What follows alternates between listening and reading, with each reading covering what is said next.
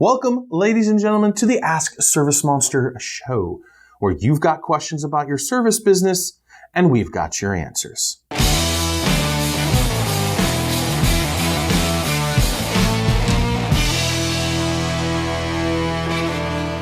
Today's question comes from Chris. He's a fairly new service business and he's finding it hard to gather leads.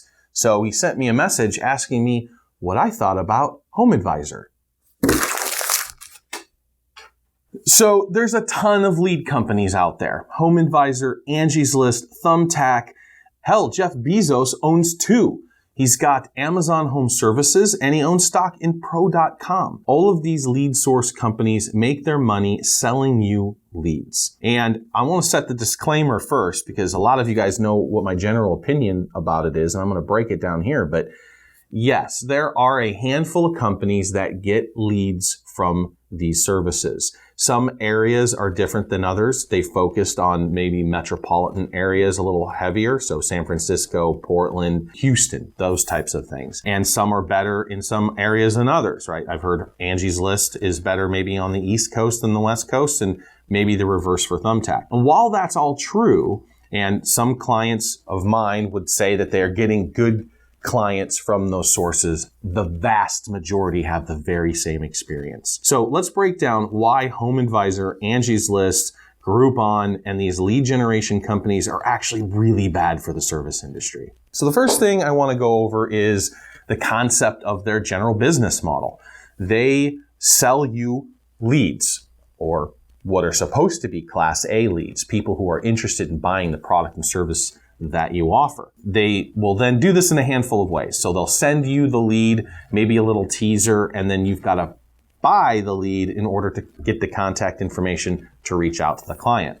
Or you can pay a monthly service and get those leads delivered to you. They're not just delivered to you though. They're delivered to a handful of other service providers. And while these companies say that they will limit it to 2 or 3 or 4 service companies, what I found is that's a bunch of bullshit. And there's actually been some lawsuits related to it. And if you do some search, all these companies have lawsuits of various kinds. Usually, the big one, Angie's List, it's about bogus or defamatory comments that are made based off whatever service they were providing. So one gentleman put a review in for a law firm and just tore them apart. Of course, it's a law firm, right? So what are they going to do? They turned around and sued the guy. And that course went to the appellate court. These guys are mixed up in regular business practices that are rife with complaints and just misuse and sometimes all in all out fraud. When you call these leads back, the vast majority of the time, they're going to be price shoppers, people who are just kicking the tires. They know they're going to get calls from 5, 6, 7 of these service companies.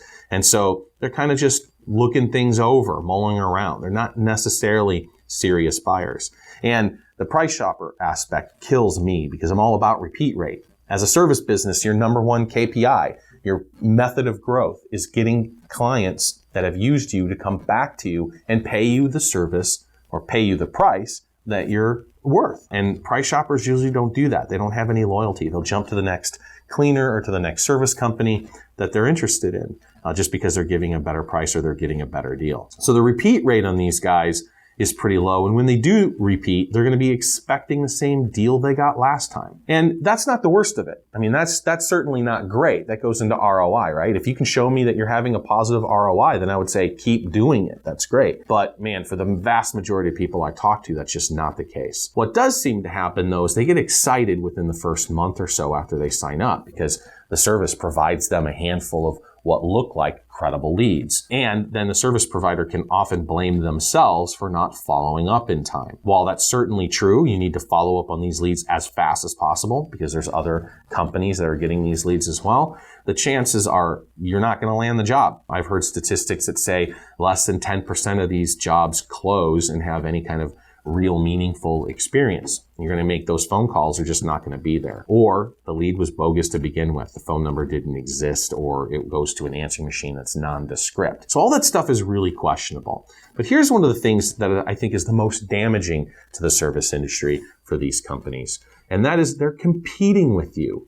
So your competition isn't after you land the job. Like you don't have a competitor that's actually pushing the wand in someone else's home. The competition happens at point of purchase. So when a prospect is looking for a service to be rendered and they type in the Google box, carpet cleaner in Houston, they're going to get a list of carpet cleaners, but more often than not, right at the top of the list, you're looking at Yelp reviews, you're looking at Angie's List or HomeAdvisor SEO. And so they're competing with you and then trying to sell you the leads. So think about that for a minute. If you're putting your own effort into your own brand building, right, and you're spending your marketing dollars to build your own SEO, you're building your marketing dollars to really build that brand in your local community, as opposed to paying someone else to send you leads.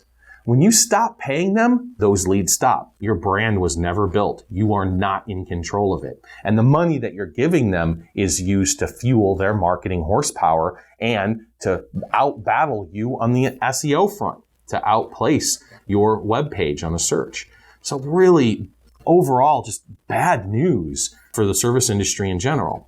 Now, Angie's List used to have a great reputation. It was one of the few companies that was actually decent because they charged the consumer to be in the program, not the service provider. And so you can kind of trust those reviews. But now they've started pay for placement and other services that the service providers can pay for. Now they're showing favoritism, and the whole thing is turned into another kind of a scammy deal. So I'm not a fan of these companies. And I'll tell you what, the investment communities love them because they seem to be really good at doing one thing: selling. So building up their business for awareness and brand awareness within the community, on the homes in general, the general population, and then being able to flip that to an IPO or turn that over to the next round of funding. Man, getting funds for these guys seems to be pretty easy. They're doing it regularly. I'm surprised by how much funding has been kicked out to lead generation companies. And there are other companies too that seem to be conflicting business models. So on one side, they'll do a lead service, but on the other side, they'll say that they're a CRM and they want you to load all your customers in it. That kind of stuff is just really conflict of interest, even if they're handling it well. You know, I would coach to stay away from these guys as much as possible, especially once you're established. At first, right, there might be an argument for the new guy. But again, when you're doing that, you're not building your brand. You're building their brand. So just something to think about as you look at these lead service companies and you feel, you know what, I'm desperate to get leads. Maybe I'll just pay someone else to bring these to my door. Certainly, you can try it, but usually what's happened is you get locked in. It takes a long time to get out, if you can even get out at all. And it's just, the cancellation process can sometimes be a nightmare. So let's wrap up. Not a fan. Lead generation services are not going to help you build your business, build your brand, and build a stable and successful repeat rate. So I would steer clear of them and focus on efforts that will actually grow your business. Until next time, kids, subscribe to our YouTube channel, go sign up for the demo, and give us a call.